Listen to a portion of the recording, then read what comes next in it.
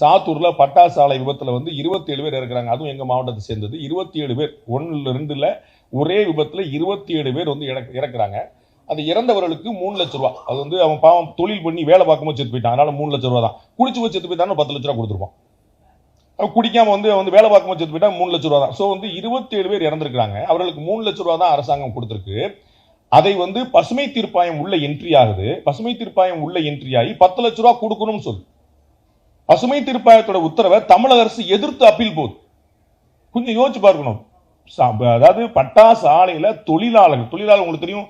நீங்க சிவகாசி மக்கள் நிறைய நீங்க இருக்கிறீங்க. நம்ம இந்த ஏரியா, நம்ம பகுதி மக்கள் அங்க இருக்கீங்க, தென் மாவட்டத்தை சேர்ந்த மக்கள். அங்க இந்த பட்டாசு ஆலைகள் ஏழைகள், அதாவது குடும்பம் கூட்டியை பார்த்துட்டு வேற வழி இல்லாம, வேற வாய்ப்பு இல்லாம கணவன் மனைவி 2 பேருமா உட்காந்துட்டு அதை விடிய உடம்பெல்லாம் மருந்தடிச்சு உட்கார்ந்து பண்ணிருப்பாங்க. அப்படி விபத்துகள்ங்கிறது ஆண்டுதோறும் மாதந்தோறும் நடக்கக்கூடிய விஷயமா இருந்துச்சு.